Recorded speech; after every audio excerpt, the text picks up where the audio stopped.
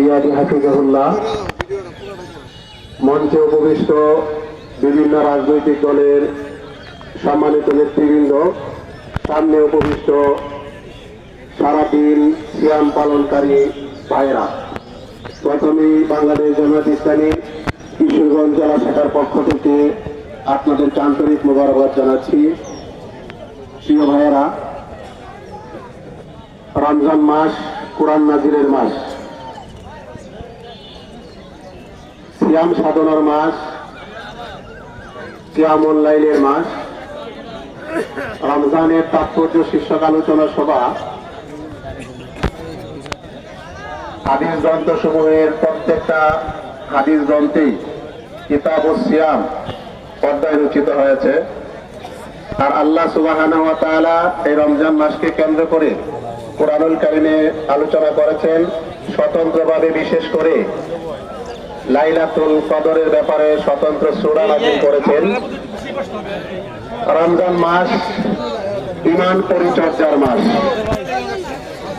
রমজান মাস আমলের বসন্তের মাস, রমজান মাস আত্মশুদ্ধির মাস, রমজান মাস কোরআন প্রতিষ্ঠার মাস। আমরা জানি 17ই রমজান বদরের যুদ্ধ সংগঠিত হয়েছিল। সময় যেহেতু স্বল্প, আলোচনা করবেন মাওলানা আব্দুল বারী রিয়াদি হাফিজাহুল্লাহ।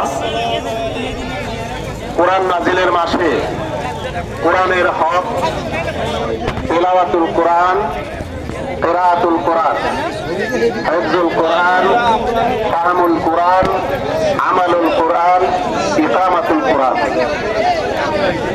কিন্তু রমজান মাস কোরআন নাজিলের মাস।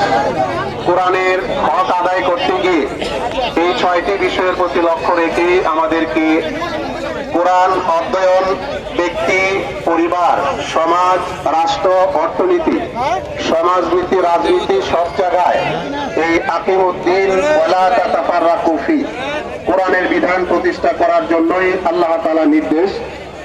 আমরা যদি লক্ষ্য করি, এক মাস সিয়াম সাধনার মধ্য দিয়ে ব্যক্তিতে, পরিবারে, সমাজে, রাষ্ট্রে, ধনী দরিদ্র, কৃষক, শ্রমিক প্রত্যেকটা মানুষের মাঝে একটা শান্তির সমাজ এক মাসের জন্য বিনির্মাণ হয়। এক কোরআনের একটা বিধান এই এক মাস প্রতিষ্ঠিত থাকার কারণে যদি সব জায়গায় শান্তি বিরাজ করে, তাহলে আল্লাহর এই বিধান যদি প্রত্যেকটা কর্মে, প্রত্যেকটা ক্ষেত্রে প্রতিষ্ঠিত হয়, তাহলে আবারও সেই 1450 বছর পূর্বের যে সোনালী যুগ নির্মাণ করেছিলেন জনাবে মুহাম্মদুর রাসূলুল্লাহ সাল্লাল্লাহু আলাইহি ওয়াসাল্লাম, আবার সেই যুগ বিনির্মাণ হবে। আর তারই ধারাবাহিকতা বাংলাদেশ জামায়াত ইসলামী স্বাধীন সার্বভৌম এই 56,000 বর্গ মাইলে আল্লাহর এই বিধানকে প্রতিষ্ঠিত করার